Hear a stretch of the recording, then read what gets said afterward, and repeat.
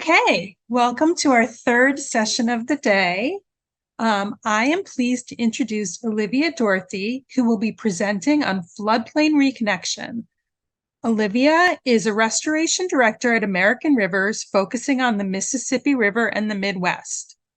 Olivia is a certified floodplain manager and has a Bachelor of Science in Natural Resources and Environmental Sciences and a Master of Arts in Environmental Studies from the University of Illinois. She lives in East Moline, Illinois with her family and enjoys planning National Lampoon-style family vacations to national parks. Olivia is actually joining us from a barge on the Mississippi River. So we are hoping that she can connect well. And if she can't, we have her presentation pre-recorded. So please welcome Olivia Dorothy. Thank you. And just to give everyone a little bit of a view where I'm at, I am currently in the captain's house. If you want to wave. Of a barge doing an inspection tour with and planning session with the Army Corps of Engineers. We've actually talked about beavers a little bit today, so it's pretty exciting. So hopefully my internet will be steady as we move down the river, and I will share my screen. Just a moment.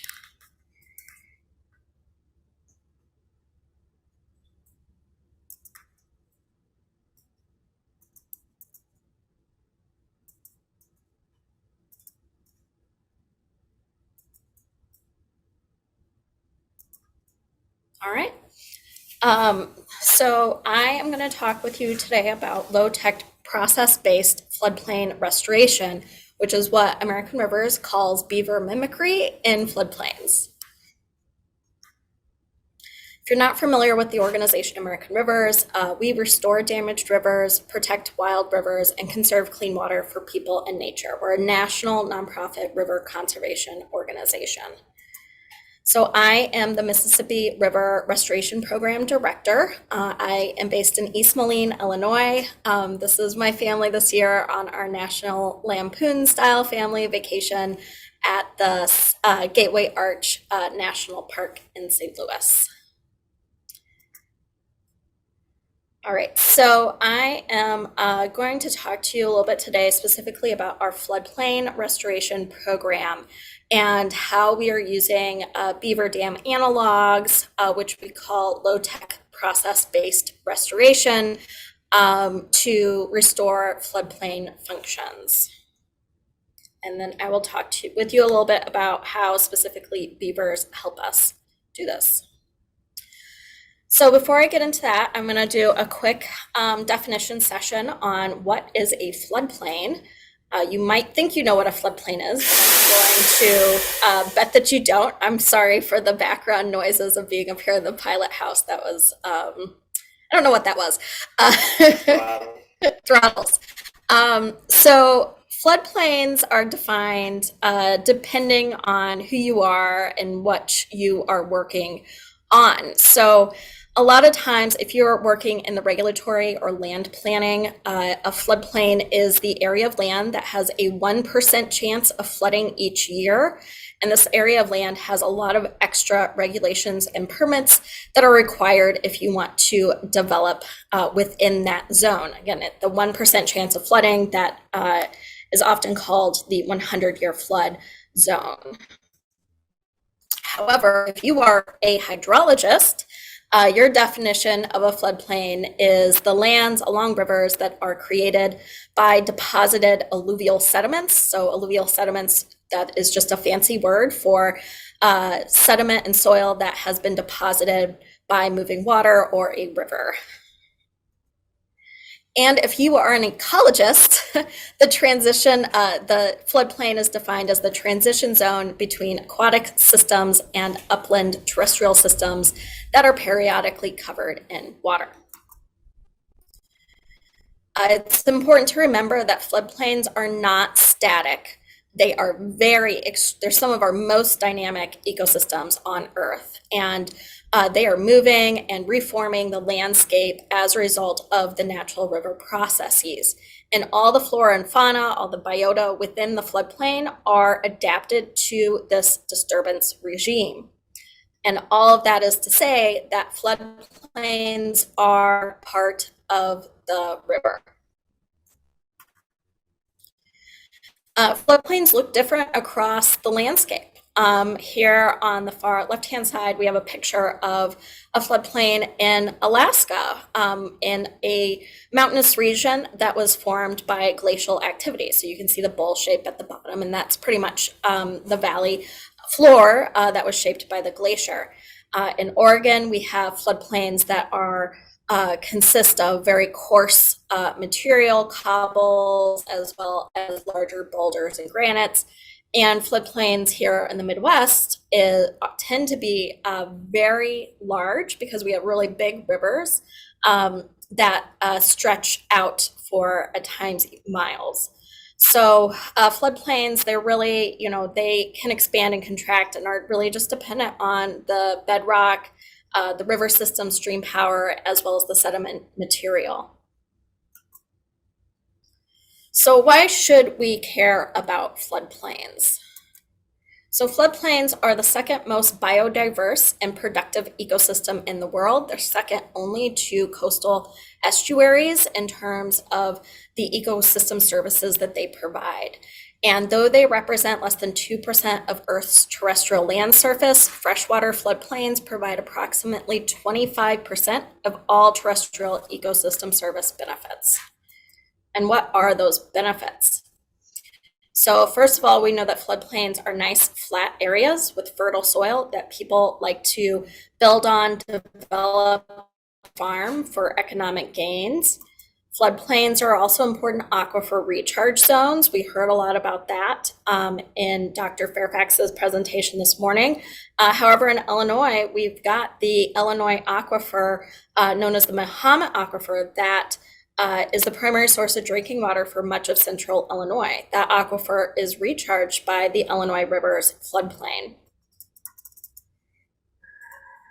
And then as floodplains store water, they also reduce flood damages by lowering the pulse of the flood wave and just holding that water on the landscape in a safe place. Floodplains are really important places for recreation, a variety of different types of recreation that I'm sure we're all familiar with. And they support fish and wildlife, both terrestrial and aquatic species. I want to note here that freshwater species are more at risk of extinction than terrestrial or marine animals. And so any actions that we take to restore freshwater ecosystems, which includes their floodplains, rivers and floodplains, is going to be better bang for your buck in terms of restoring biodiversity. We do have a biodiversity crisis that we're living through at the moment, and all of our major rivers in the United States rank among the highest categories of biodiversity loss in the nation. Floodplains also filter water and improve water quality. A healthy floodplain is more effective at removing nitrogen than an isolated wetland, and floodplains can effectively remove phosphorus, which wetlands alone cannot. And nitrogen and phosphorus pollution is a really important is a pollutant that's getting a lot of attention right now because of its impacts on the Mississippi River and the Gulf of Mexico. Floodplains are also often environmental justice zones because historically we have redlined and consolidated people of color and indigenous nations into flood-prone areas that have higher risk of danger.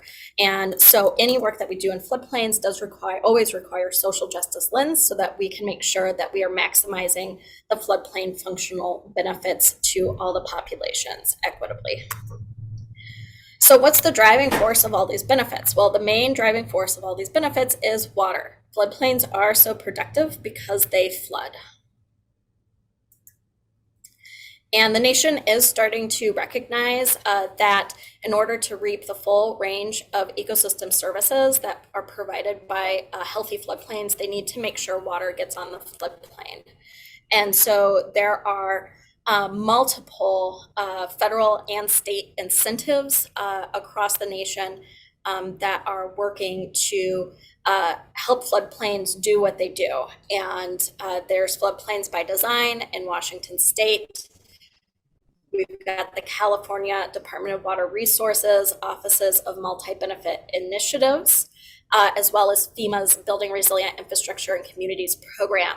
These are all programs that are specifically oriented to help communities and states improve floodplain functions, including getting more water onto the floodplains.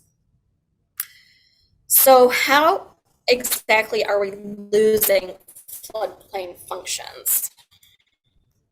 So first of all, we have physical disconnection. So the water cannot access the floodplain. In the Midwest, we tend to think about this in terms of levees. So we build a levee along a river to prevent that floodwater from accessing the floodplain so that we can develop that floodplain for agriculture or urban areas or industrial uses. But another way floodplains become disconnected is by channel incision. And so as water moves fast due to factors contributing to changes in discharge, oftentimes this could be climate change, removal of beaver dams, or a lot of times we see in the Midwest, increases in tile drainage that's moving that surface water through the system much faster and at much higher rates and volumes. And so that increases the erosive force. The channel becomes incised, oftentimes all the way down to the bedrock, leaving these bluffs that can then collapse. But basically what happens here, though, is that the river, when it does, is supposed to, what would historically be a 100-year flood, may not actually be able to access that floodplain because it's created this deep incision. The second way floodplain functions are lost is through hydrologic disconnection or a modified flood regime.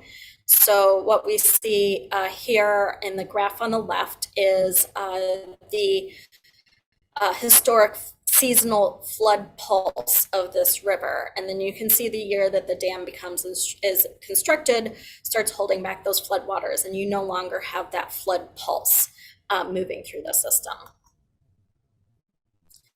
And then the last way we lose our floodplain functions is through simplifying the floodplain landscape. And so this is something I see quite a lot, especially in urban areas where they maybe take the levee down to reconnect the floodplain, but the floodplain is still paved as a parking lot or is maintained as in a lawn type way with non-native grasses that are mowed and hard packed. And so when you have that simplified floodplain removal of that heterogeneity, you lose a lot of the functions that you get from the healthy floodplain. It come from, supporting the bacteria to denitrify the water, or the sponge-like qualities to pull that water into the aquifer and store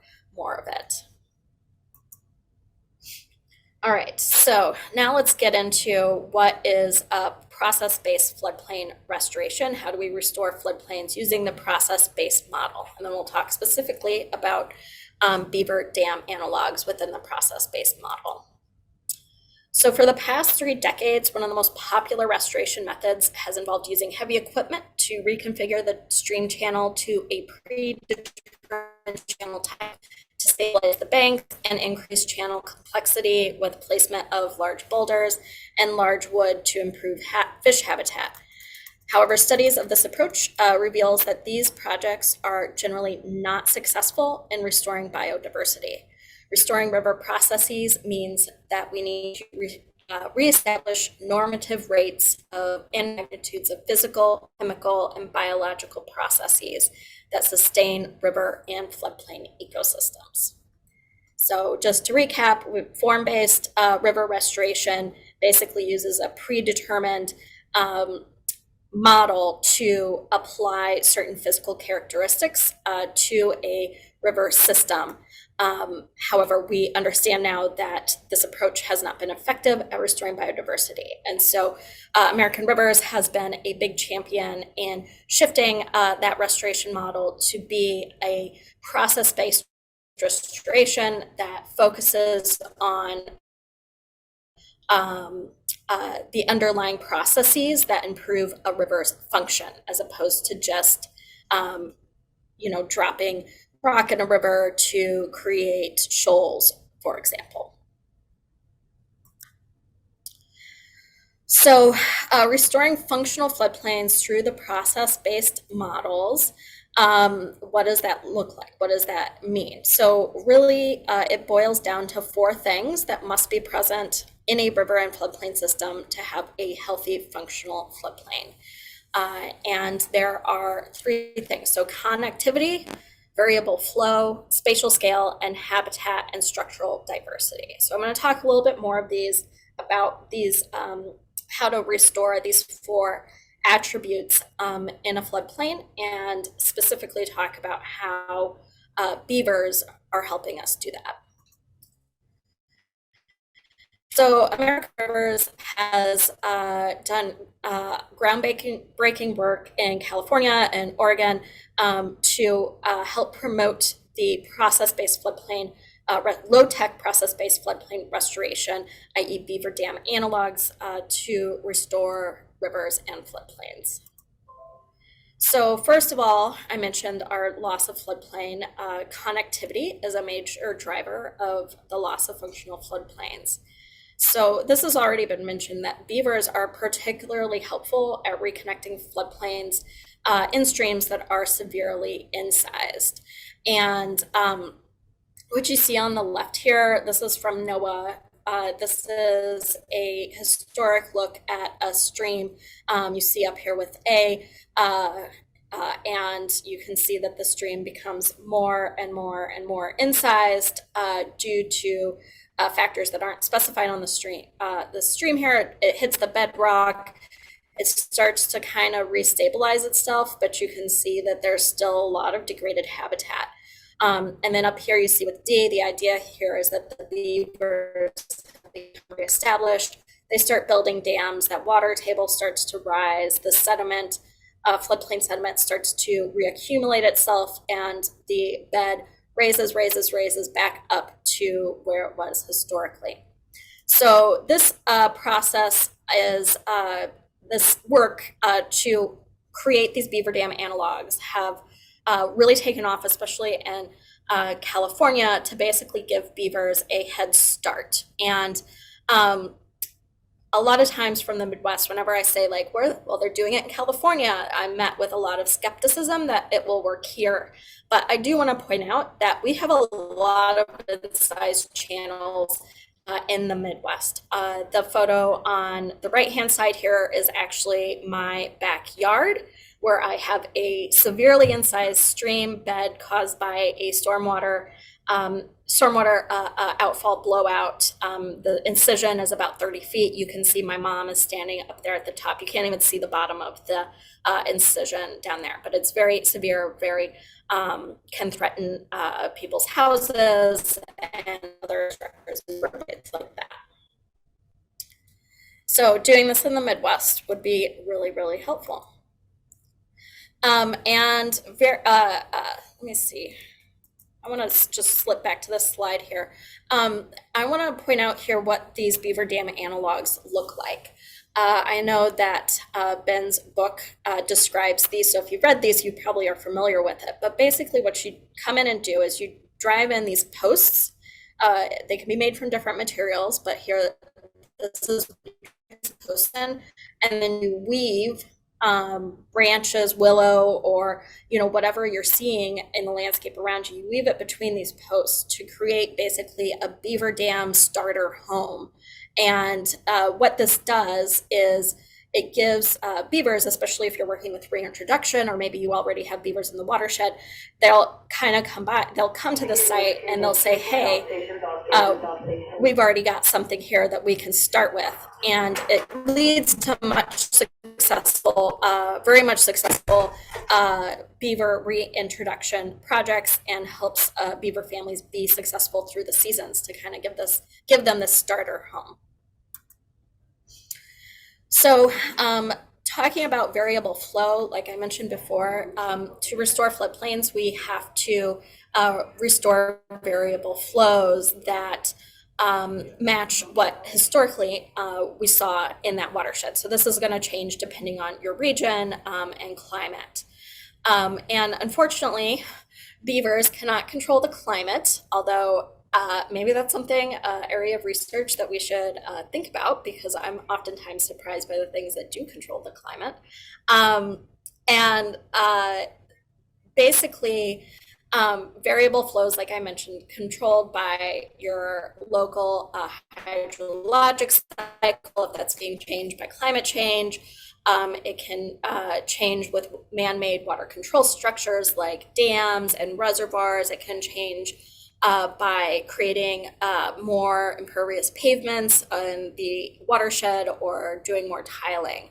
And so, so unfortunately, we don't have beavers to fix the variable flow problem, but we do have beavers to help us maximize the ecosystem services that come from these variable flows. And so if you're able to get the variable flow reestablished, we know that introducing beavers can help increase water storage of snow and rain runoff, improve riparian vegetation, and consolidate reduce erosion, consolidate settlements, and improve habitat overall. And again, these are things that we've heard from other speakers so far today. And then the third thing is spatial scale. So if you're going to do a restoration project, you got to do it at scale. So if you're working on a big river like the Mississippi River, you've got to do big restoration projects. If you're working in a smaller watershed and smaller tributaries, your projects are smaller in scale. So you got to make sure that the scale of the project matches the size of the watershed or the basin that you're looking at. And so, like I mentioned, working in the Mississippi River, that's a really big river system, and it's going to take a lot of money and investments to do restoration on the Mississippi River. And we know that floodplains loss is not exclusive to the Midwest.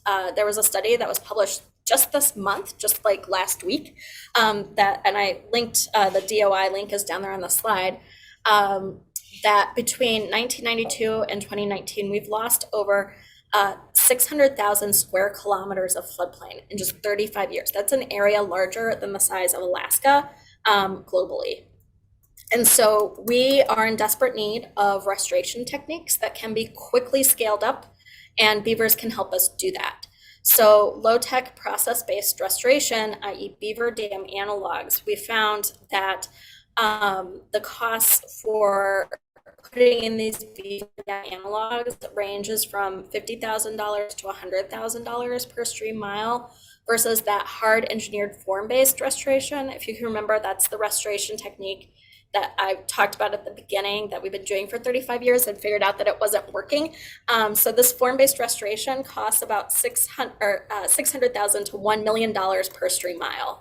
So the low-tech process-based restoration techniques, i.e. beaver mimicry, costs about 5 to 17 cents per dollar that you might spend on alternative forms of restoration. And then lastly, the fourth thing that you have to do to restore a floodplain is creating habitat and structural diversity. And we've already talked about this before in one of the earlier presentations, but these two photos really show you that, on the right-hand side, this is the stream where the beaver is absent, and then you look at the left, and you can see that that's where the beavers are, and you can just see visually how much more diverse the habitat and habitat structures are with the beavers present. And then, so I'm gonna just wrap up by saying everything that I talked about in this report or in this presentation is based on this 2022 report that American Rivers did called Restoring Western Headwater Streams with Low-Tech Process-Based Methods, i.e. Beaver Dam Mimicry. And you can download this report by just Googling it, and you can dive into each of the things that I talked about and a lot more that I glossed over. And with that, I will take any questions. Hi, Olivia. So, I know that there might be a temptation for people to say, well, what do we need the beavers for if we can just do this beaver mimicry and put in these beaver dam analogs? So can you kind of give us an idea of what the value add for having beavers is with these low-tech process-based river restoration projects? Yeah, so the beaver dam analogs are not beaver dams. They are beaver dam starter homes, basically. So the goal with the beaver dam analog is that they create a temporary beaver dam with the hopes to attract an actual beaver family to come and take over operations and maintenance basically of the structure, so that you don't have, as people, we don't have to constantly come back in and modify it, so the beavers can do the job for us. We're just giving them a little bit of a toehold. Great. So we have a question in the Q&A. The report mentions headwater streams. Are these regions more important for beavers?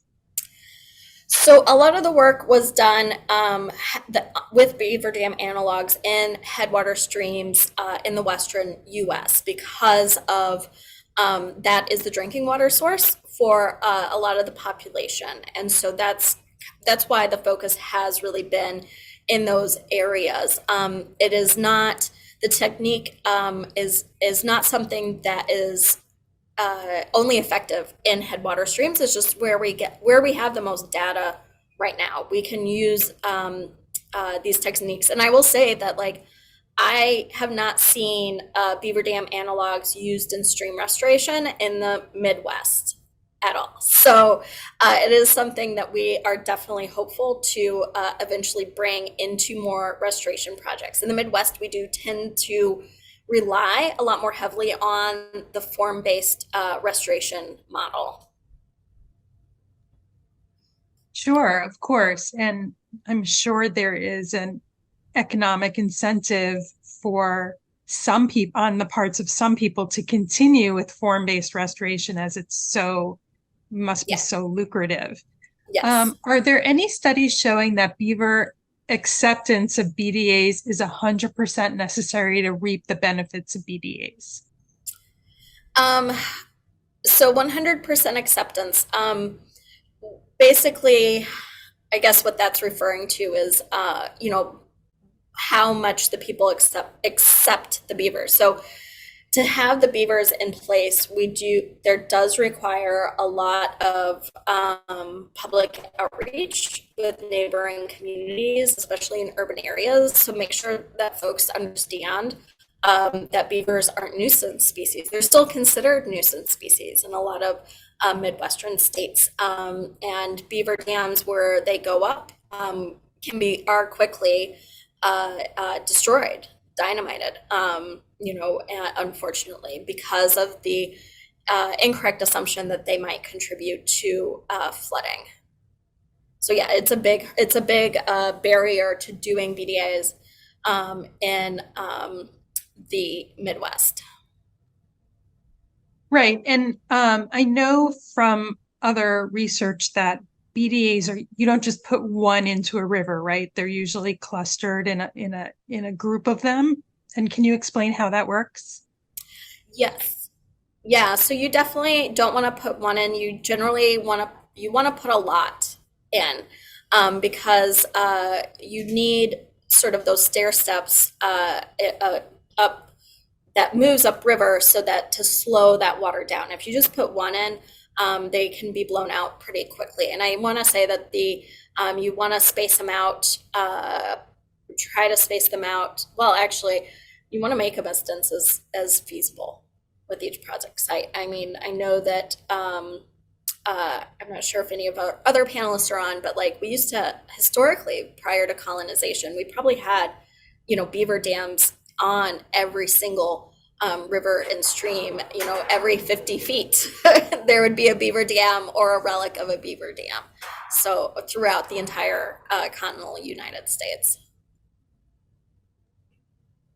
So one thing you touched upon when we were talking about drinking water that I was hoping we could discuss today is how beaver ponds improve water quality. I know it's a little bit, parenthetical to our subject, but is that something you might be able to address?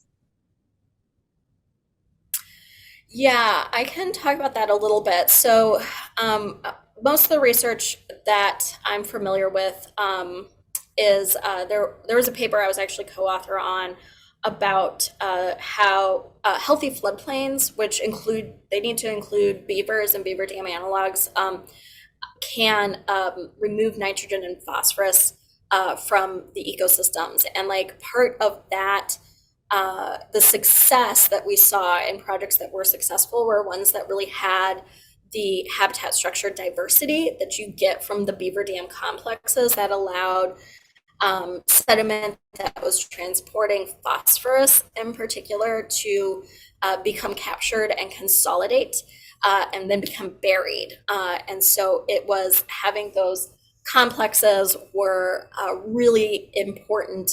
They're a really important feature to especially removing phosphorus from water systems. And then of course we know that wetlands are often credited as being like the ultimate tool for nitrogen removal from the water column. However, we did find that these healthy floodplain complexes that had the structural diversity that you would see with a complementary beaver dam complex, you have actually much higher rates of nitrogen removal from the water column than you do with just a floodplain or just with a wetland by itself.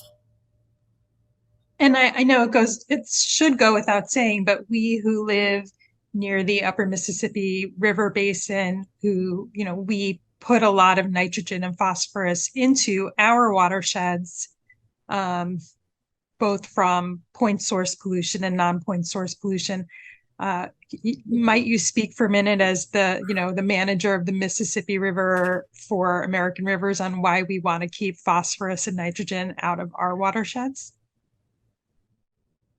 Yeah, so phosphorus and nitrogen are pollutants that are frequently discharged into our rivers and streams through stormwater runoff, which means that it is, I'm getting a flash that my connection is unstable, which means that it is coming from storm events and is not regulated. And so we are actually the agricultural sector. There's two main sources of nitrogen and phosphorus pollution. It's agriculture and urban areas wastewater discharge. And wastewater has been much easier from the regulatory side to try to reduce those pollutions, but we have not really been able to reduce the amount of nitrogen and phosphorus pollution that has been entering the Mississippi River from agricultural runoff. And we actually know that the Department of Agriculture for all the Mississippi River states are projecting significant increases in chemical fertilizer inputs on the farm fields. And so, each of the states are supposed to have a nutrient reduction strategy, and those efforts, which are largely voluntary, have been failing as levels of nitrogen in the Mississippi River. The Mississippi River is a eutrophic river due to the amount of nutrient pollution that it receives from the watershed, primarily agriculture and wastewater treatment facilities as well. Okay, And oh, wonderful. and you wanted me to ask about what the issue is with the eutrophic river. Eutrophic rivers and streams and lakes can cause harmful algal blooms, which are actually toxic. And so every year we have pets, people's dogs that die, and when they come in contact with some of these varieties of algae in rivers and lakes throughout the Midwest, and then at the base of the Mississippi River, the mouth in the Gulf of Mexico, there is a very large dead zone where no aquatic life can survive because the oxygen has been displaced due to chemical reactions with that nutrient pollution that comes out of the Mississippi River. Sorry. Okay, thank you so much. I think that's the end of this session, and we will be doing one more video and then we'll go to our wrap up. So thanks so much, Olivia. I appreciate you being here with us.